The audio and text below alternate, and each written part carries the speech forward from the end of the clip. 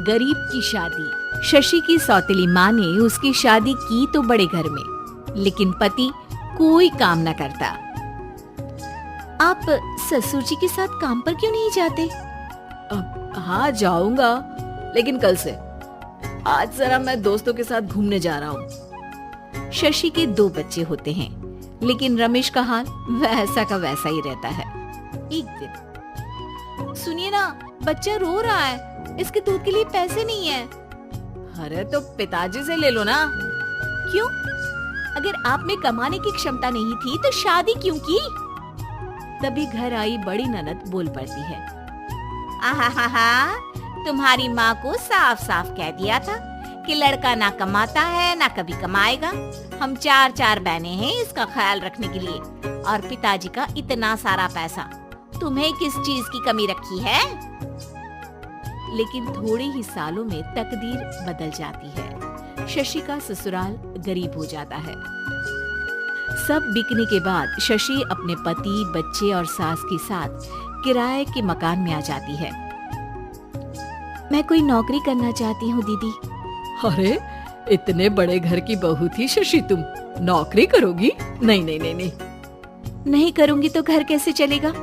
बच्चों को भी तो पालना है ना। तभी शशि का भाई आ जाता है। शशि, ये ले राशन का सामान, किसी भी तरह की कोई भी जरूरत हो तो बताना।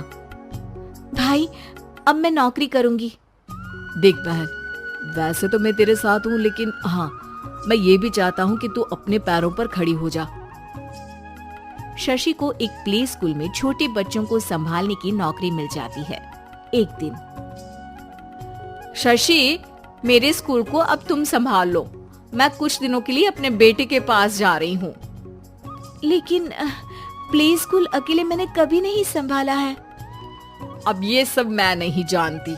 इतने महीनों में तूने जो देखा, बस पूरे आत्मविश्वास के साथ उसे करना। शशि नीलम के जाने के बाद पूरे 1 महीने उसका स्कूल अकेले संभालती है, और फिर एक दिन आता है जब वो अपना खुद का स्कूल भी खोल लेती है। वाह शशि, तुमने आज मेरा सर गर्व से ऊंचा कर दिया। तुम्हारा यही आत्मविश्वास तुम्हें बहुत आगे ले जाएगा। नीलम, बहुत आगे जाने की चाह नहीं है, बस ये छोटा सा स्कूल मेरे बच्चों की अच्छी शिक्षा में मेरी मदद करे, यही मैं चाहती हूँ। शशि थोड़े थोड़े पैसों से ही अपना परिवार पाल रही थी। एक दिन उसके घर उसकी बड़ी ननद आती है। अरे भाभी, घर में कूलर तो लगा लेती, मेरी माँ को कैसे पंखे में लिटा रखा है? अरे तो शशि कौन सा एसी लगा कर सो रही है? वो भी तो यहीं रहती है ना मेरे पास। ज्यादा यहाँ आकर मेरी बहू को परेशान न किया करो। हाँ, मुझे भी शौक नहीं है इस छोटे से घर में आने का।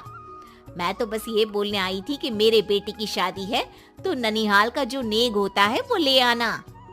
हाँ, जितना बनेगा कर देंगे, और ना हुआ ना तो वो भी नहीं करेंगे। तभी शशि बोल पड़ती है।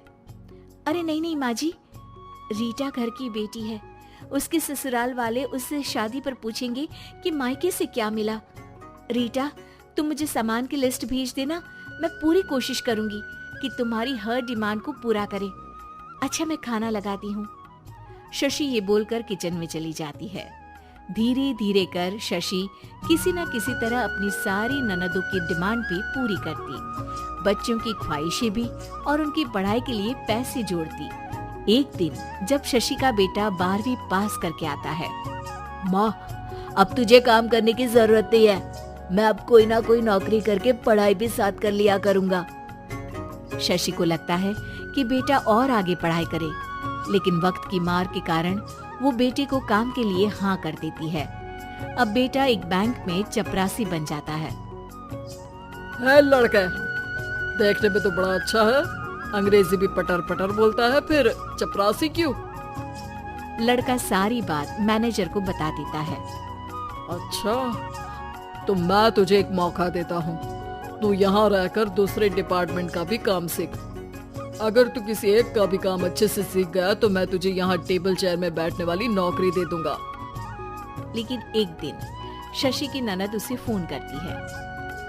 अरे भाभी, देखो मायका तो मेरा तुम लोगों से ही है।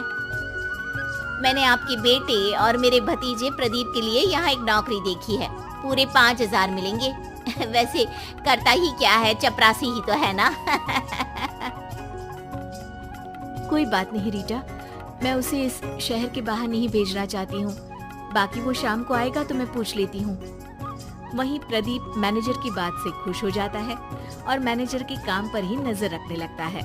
वो उनकी तरह के पेपर पढ़ता, काम करता और आने वाले लोगों की बातें सुनता। एक दिन बैंक में ऑडिट वाले आते हैं। ये गलत है, पूरी बैलेंस शीट नहीं मिल रही है, कहीं ना कहीं गड़बड़ है। ए मैनेजर, क्या करते हो? बैंक के पैसों का हिसाब सही नहीं है। मैनेजर के पसीने छूट जाते हैं। तभी प्रदीप वहां जाता है। अब क्या मैं ये बैलेंस शीट देख सकता हूँ? अरे बेटा मजाक नहीं, जाओ पानी लेकर आओ 1 गिलास। प्रदीप मैनेजर को पानी लाकर देता है और फिर ऑडिटर से कहता है, देखिए सर, मैं आपको बता सकता हूँ कि कैसे बैलेंस शीट को आप लोग गलत तरीके से जोड़ रहे हैं। ऐसा बोलकर प्रदीप एक एक कर सारे डाउट क्लियर कर देता है। अरे हाँ, ये तो पॉइंट हमने देखे ही नहीं थे। गुड, कौन है ये बच्चा? तभी मैनेजर बोल पड़ता है, अब हमारे यहाँ अकाउंट में नया आया है। ऑडिटर के जाने के बाद, वाह प्रदीप, आज तो तुमने मेरी नौकरी बचा ली। और आपने भी तो मेरी नई नौकरी लगा दी, अकाउंटेंट की। बस फिर क्या था, प्रदीप ने एक बार जो सफलता की सीढ़ी चढ़ी, बस चढ़ता ही चला जाता है। फिर एक दिन शशि की ननद, अरे भाभी कैसी हो? घर को तो बड़ा ही सुंदर चमका रखा है। अरे बेटी, कैसे आना हुआ?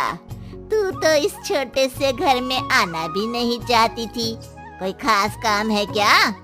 अब हाँ, वो माँ, मेरा जो मजला बेटा है ना, वो अकाउंट से पढ़ाई कर रहा है, तो प्रदीप से बोलकर उसकी भी कहीं अच्छी नौकरी लगा दो ना।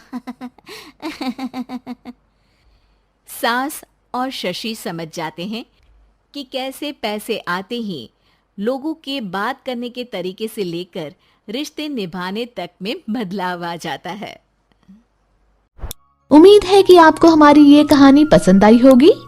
कृपया हमारे चैनल को सब्सक्राइब करें और सभी अपडेट्स के लिए बेल आइकन जरूर क्लिक करें। और हाँ, वीडियो लाइक और शेयर करना मत भूलिएगा।